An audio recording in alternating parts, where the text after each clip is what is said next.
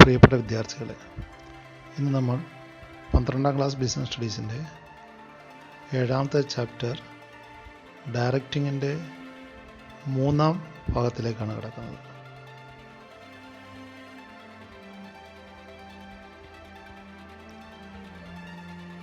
ഈ പാഠഭാഗത്ത് ലീഡർഷിപ്പ് അഥവാ നേതൃത്വത്തെക്കുറിച്ചാണ് നമ്മൾ വിശദമായിട്ട് ചർച്ച ചെയ്യുന്നത്. എന്താണ് leadership? Leadership is the process of influencing the behaviour of people by making them strive voluntarily towards achievement of organisational goals. ഡയറക്ഷനിലെ ഒരു പ്രധാനപ്പെട്ട ഘടകമാണ് നേതൃത്വം. മറ്റുള്ളവരുടെ കഴിവും പരിശ്രമവും ഒരു വ്യക്തി ആഗ്രഹിക്കുന്ന തരത്തിൽ തിരിച്ചുവിടത്തക്കവണ്ണം അവരെ സ്വാധീനിക്കാനുള്ള ഒരു വ്യക്തിയുടെ കഴിവാണ് നേതൃത്വം. Leadership indicates the ability of an individual to maintain good interpersonal relations with followers. പൊതുവായ ലക്ഷ്യങ്ങൾ നേടുവാൻ മറ്റുള്ളവർ സ്വയം പരിശ്രമിക്കാൻ തക്കവണ്ണം അവരെ സ്വാധീനിക്കാനുള്ള ഒരു വ്യക്തിയുടെ കഴിവാണ് നേതൃത്വം. Then who is A leader? ആരാണ് ഒരു നേതാവ്? The term leader emerges from leadership. An individual possessing attributes of leadership is known as leader. നേതൃത്വം എന്ന വാക്കിൽ നിന്നാണ് നേതാവ് എന്ന വാക്കുണ്ടാകുന്നത്. നേതൃത്വ ഗുണമുള്ള ഒരാളെയാണ് നേതാവ് എന്ന് വിളിക്കുന്നത്. നേതാവ് അനുയായി ബന്ധമാണ് ഇവിടെ നിലനിൽക്കുന്നത്. Most often the success of an organization is attributed to the leader, but due credit is not given to the followers. ഒരു സ്ഥാപനത്തിലെ വിജയം പലപ്പോഴും നേതാക്കളുടെ കഴിവായാണ് പരിഗണിക്കപ്പെടുന്നത്. കീഴ്ജീവനക്കാരുടെയും അനുയായികളുടെയും പ്രവർത്തന മികവ് വേണ്ടവിധം നമ്മൾ പരിഗണിക്കാറില്ല. നേതാവും അനുയായികളും ഒരേപോലെ നേതൃത്വം എന്ന കർത്തവ്യത്തിൽ മുഖ്യ പങ്കുവഹിക്കുന്നു എന്ന് നാം വിസ്മരിക്കരുത്. But it is to be recognized that both the leader and followers play a key role in leadership process. അപ്പോൾ അനുയായികളും ലീഡറെ പോലെ പ്രാധാന്യമറിയിക്കുന്നവരാണ് എന്നുള്ള കാര്യം നാം ഓർക്കേണ്ടതുണ്ട്. Next about the features of leadership. ലീഡർഷിപ്പിൻ്റെ പ്രധാന പ്രത്യേകതകൾ എന്തൊക്കെയാണെന്ന് നമുക്ക് നോക്കാം. ഒന്നാമതായി, leadership indicates ability of an individual to influence others. മറ്റുള്ളവരെ സ്വാധീനിക്കാനുള്ള ഒരു വ്യക്തിയുടെ കഴിവിനാണ് നേതൃത്വം എന്ന് പറയുന്നത്. നേതൃത്വത്തിൻ്റെ ഒന്നാമത്തെ പ്രത്യേകത എന്ന് പറയുന്നത് ഇതൊരു നേതാവിനുണ്ടായിരിക്കേണ്ട ഗുണമാണ്. മറ്റുള്ളവരെ സ്വാധീനിക്കാനുള്ള ഒരു നേതാവിൻ്റെ ഗുണത്തിനാണ് ലീഡർഷിപ്പ് എന്ന് പറയുന്നത്. Leadership tries to bring change in the behaviour of others. രണ്ടാമതായി, നേതൃത്വത്തിൻ്റെ മറ്റൊരു പ്രത്യേകത മറ്റുള്ളവരുടെ പെരുമാറ്റ രീതികളെ മാറ്റുന്നതിനുള്ള ശ്രമമാണ് നേതൃത്വം എന്ന് പറയുന്നത്. Third one is that leadership indicates interpersonal relations between leader and followers.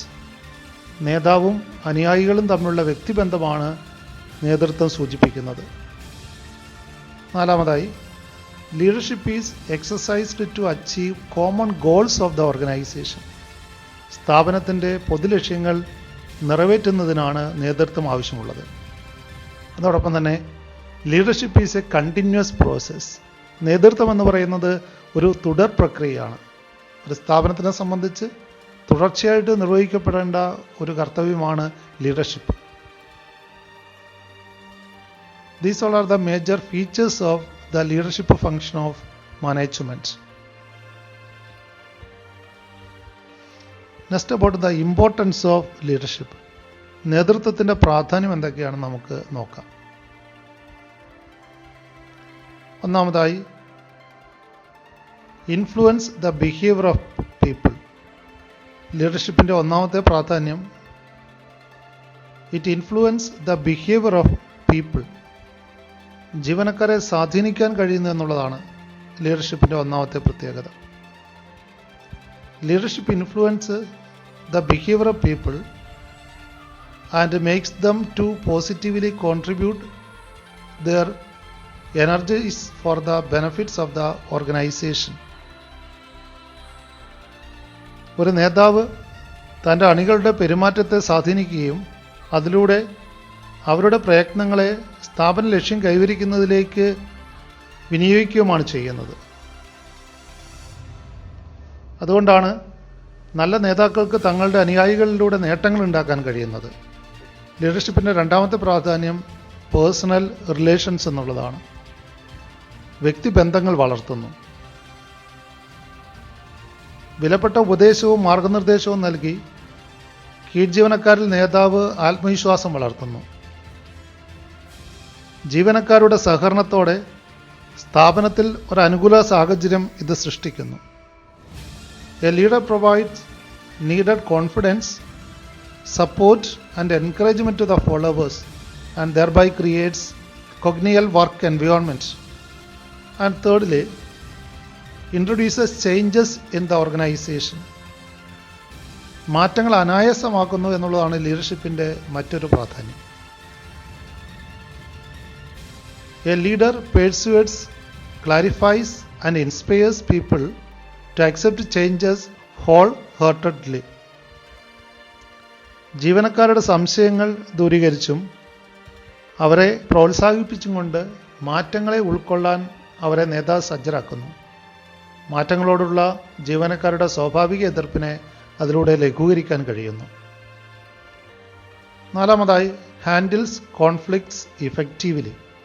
തർക്കങ്ങൾ പരിഹരിക്കാൻ വേണ്ടി ലീഡർ മുഖ്യ പങ്ക് വഹിക്കുന്നുണ്ട്.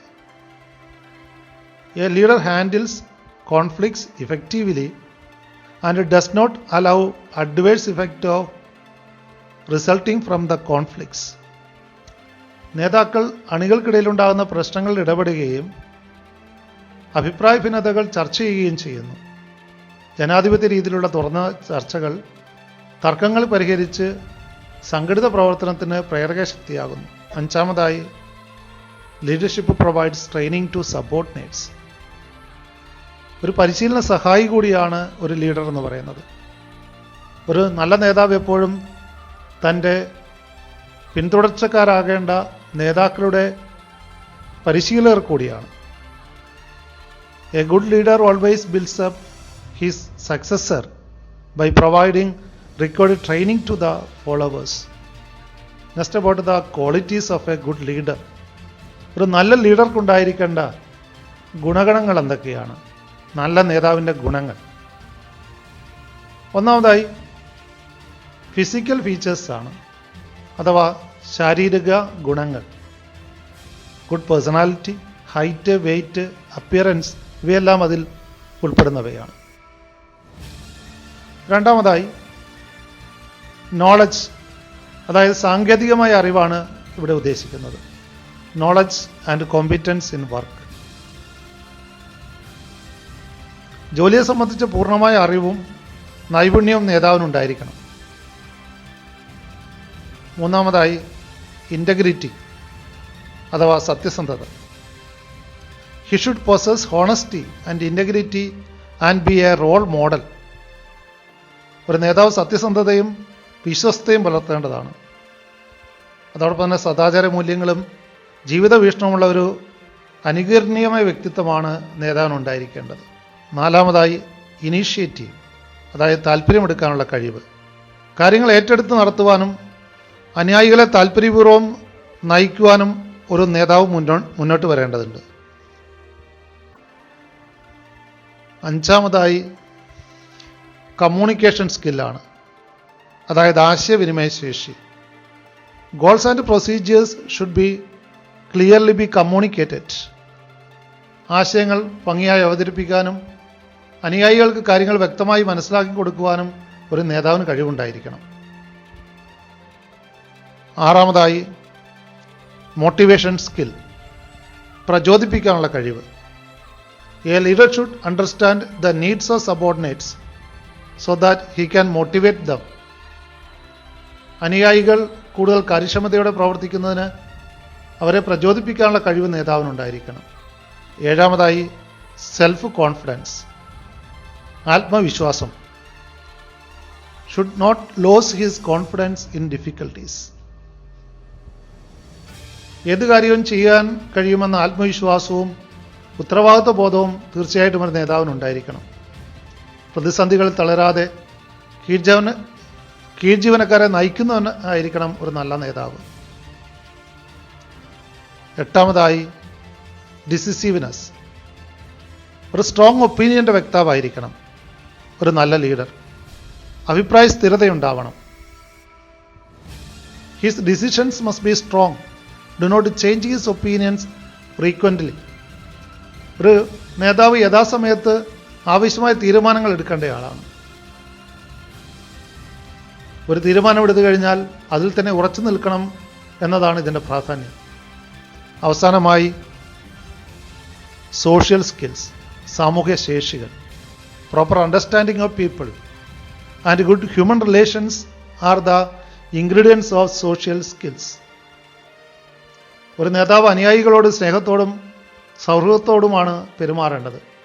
മറ്റുള്ളവരെ മനസ്സിലാക്കുകയും സഹായിക്കുകയും ചെയ്യുന്ന മനസ്ഥിതിയോടുകൂടി വേണം അനുയായികളോട് ഒരു നേതാവ് പെരുമാറാൻ. എന്നാൽ നമുക്കറിയാം, ഒരു വ്യക്തിയിൽ ഈ എല്ലാ ഗുണസവിശേഷതകളും ഉണ്ടാകണമെന്നില്ല. ഒരു നല്ല നേതാവ് ഈ ഗുണങ്ങൾ ആർജിക്കുവാൻ ശ്രമിക്കുകയും പരിശീലനങ്ങളുടെ ഒരു നല്ല വ്യക്തിത്വത്തിന് ഉടമയാകുകയും വേണം. ഒരു നല്ല മാനേജർ ഒരു നേതാവിൻ്റെ ഗുണസവിശേഷതകളുടെ കീഴ്ജീവനക്കാരെ സ്വാധീനിക്കുകയും പ്രോത്സാഹിപ്പിക്കുകയും ചെയ്യേണ്ടത് അനിവാര്യമാണ്. ഈ പാഠഭാഗത്തിലെ അവസാന ഭാഗമായിട്ടുള്ള ലീഡർഷിപ്പ് സ്റ്റൈൽസിലേക്കാണ് നമ്മൾ കടക്കുന്നത്. നേതൃത്വ ശൈലികൾ. കീഴ്ജീവനക്കാരുമായുള്ള ഇടപെടലുകളിൽ ഒരു നേതാവ് പ്രദർശിപ്പിക്കുന്ന പെരുമാറ്റ രീതികളെയാണ് നേതൃത്വ ശൈലി എന്ന് പറയുന്നത്. വ്യത്യസ്തമായ നേതൃത്വ ശൈലികൾ പിന്തുടരുന്ന നേതാക്കളെ നമുക്ക് സുപരിചിതമാണ്. നേതൃത്വ ശൈലികളെ പല വിധത്തിൽ തരംതിരിക്കാവുന്നതാണ്. ഇതിൽ നേതാക്കൾ അധികാരം വിനിയോഗിക്കുന്നതിനെ അടിസ്ഥാനമാക്കിയുള്ളതാണ് ഏറ്റവും പ്രചാരത്തിലുള്ള തരംതിരിക്കൽ. The most popular classification of leadership styles is based on the use of authority. Thus, there are 3 basic styles of leadership. 3 തരം നേതൃത്വ ശൈലികളാണ് നമുക്ക് സാധാരണ കാണാൻ കഴിയുന്നത്. ഒന്നാമതായി ഓട്ടോക്രാറ്റിക് ലീഡർഷിപ്പ്, രണ്ടാമതായി ഡെമോക്രാറ്റിക് ലീഡർഷിപ്പ്, മൂന്നാമതായി ലേസിസ് ഫെയർ. ഇതിൽ ഒന്നാമത്തേതാണ് ഓട്ടോക്രാറ്റിക് അല്ലെങ്കിൽ അതോറിറ്റേറിയൻ ലീഡർ എന്ന് പറയുന്നത്. സ്വേച്ഛാധിപത്യ നേതാവാണ് autocratic or authoritarian leader. An autocratic leader gives orders and expects his subordinate to obey those orders. If a manager is following this style, then communication is only one way, with the subordinate only acting according to the commands given by the manager. Moreover, this leadership style is effective in getting higher productivity and facilitate quick decision making. അധികാരമാർക്കും വിട്ടുകൊടുക്കാതെ എല്ലാ തീരുമാനങ്ങളും നേതാവ് സ്വയം എടുക്കുന്ന രീതിയാണിത്. ഇവിടെ എല്ലാ അധികാരവും നേതാവിൽ കേന്ദ്രീകരിച്ചിരിക്കും. തീരുമാനങ്ങൾ എടുക്കുന്നതിന് മുമ്പ് കീഴ് ജീവനക്കാരുമായിട്ട് ആലോചിക്കുകയോ അവരുടെ അഭിപ്രായങ്ങൾ സ്വീകരിക്കുകയോ ചെയ്യുന്നില്ല. എന്നാൽ വേഗത്തിൽ തീരുമാനങ്ങൾ എടുക്കുന്നതിന് ഈ ശൈലി നല്ലതാണ്. അതുപോലെ മേലുദ്യോഗസ്ഥന് മാത്രം ഉൽപ്പാദന ലക്ഷ്യങ്ങൾ പൂർത്തീകരിക്കാൻ പൂർണ്ണ ഉത്തരവാദിത്വമുള്ള ഫാക്ടറികളിൽ ഈ രീതി കൂടുതൽ ഉത്തമമാണ്. രണ്ടാമത്തേതാണ് ഡെമോക്രാറ്റിക് അല്ലെങ്കിൽ പാർട്ടിസിപ്പേറ്റീവ് ലീഡർ അല്ലെങ്കിൽ ജനാധിപത്യ നേതാവ് എന്ന് പറയും. രണ്ടാമത്തെ ലീഡർഷിപ്പ് സ്റ്റൈലാണ്. ഇതാണ് മോസ്റ്റ് കോമൺ ആയിട്ട് കണ്ടുവരുന്നത്, democratic or participative leader. A democratic leader will develop action plans and makes decisions in consultation with his subordinates. He will encourage the subordinates to participate in decision making. Moreover, this kind of leadership style is more common nowadays, since leaders also recognize that people perform best if they have set their own objectives. തീരുമാനങ്ങൾ എടുക്കുന്നതിന് മുമ്പ് സഹപ്രവർത്തകരോടും കീഴ്ജീവനക്കാരോടും ആലോചിക്കുകയും അഭിപ്രായം ആരായുകയും ചെയ്യുന്ന രീതിയാണിത്. അതായത് വികേന്ദ്രീകൃത അധികാര ശൈലി എന്ന് പറയാം. തീരുമാനങ്ങൾ എടുക്കുന്നതിൽ കീഴ്ജീവനക്കാർ കൂടി സ്ഥാനമുള്ളതിനാൽ അവർ ആത്മാർത്ഥതയോടെ ജോലി ചെയ്യുന്നു. മറ്റുള്ളവരുടെ സഹകരണത്തോടെ ലക്ഷ്യങ്ങൾ നേടുക എന്ന ഈ ശൈലിയാണ് ഇന്ന് ഏറെ പ്രയോജനപ്പെടുത്തുന്നത്. മൂന്നാമത്തെ നേതൃത്വ ശൈലിയാണ് ലേസിസ് ഫെയർ അല്ലെങ്കിൽ ഫ്രീ റിൻ ലീഡർ എന്ന് പറയുന്നത്. ലേസിസ് ഫെയർ അല്ലെങ്കിൽ ഫ്രീ റിൻ ലീഡർ, അല്ലെങ്കിൽ വേണമെങ്കിൽ ഇതിനെ ഇടപെടാത്ത നേതാവ് എന്ന് നമുക്ക് വിശേഷിപ്പിക്കാം. കാര്യങ്ങളിൽ ഇടപെടാത്ത ഒരു നേതാവാണ്. Such a leader does not believe in the use of power unless it is absolutely essential. The followers are given a high degree of independence to formulate their own objectives and ways to achieve them. Moreover, the manager is there only to support them and supply them the required information to complete the task and അനുയായികൾക്ക് പൂർണ്ണ സ്വാതന്ത്ര്യം നൽകുന്നവരാണ് ഇത്തരം നേതാക്കൾ. മുഴുവൻ അധികാരങ്ങളും കീഴ്ജീവനക്കാർക്ക് വിട്ടുകൊടുക്കുകയും അവർ തന്നെ തീരുമാനങ്ങൾ എടുക്കുകയും നടപ്പിലാക്കുകയും ചെയ്യുന്നു. കീഴ്ജീവനക്കാർക്കാണ് കാര്യനിർവഹണത്തിൽ പൂർണ്ണ ഉത്തരവാദിത്വം. എന്നാൽ ജീവനക്കാരുടെ ഇടയിൽ എന്തെങ്കിലും അഭിപ്രായ വ്യത്യാസം ഉണ്ടായാൽ നേതാവ് ഒരു മധ്യസ്ഥനെ പോലെ ഇടപെടുന്നു. ഇത്തരം ശൈലി വിജയിക്കണമെങ്കിൽ കീഴ്ജീവനക്കാർ ഏറെ കഴിവുള്ളവരും പരിചയസമ്പന്നരും ആത്മാർത്ഥമായിട്ട് സഹകരിക്കുന്നവരായിരിക്കണമെന്ന് മാത്രം. ഇത്തരം 3 നേതൃത്വ ശൈലിയുള്ള മാനേജർമാരെയും നമുക്ക് സ്ഥാപനങ്ങളിൽ കണ്ടെത്താൻ കഴിയും.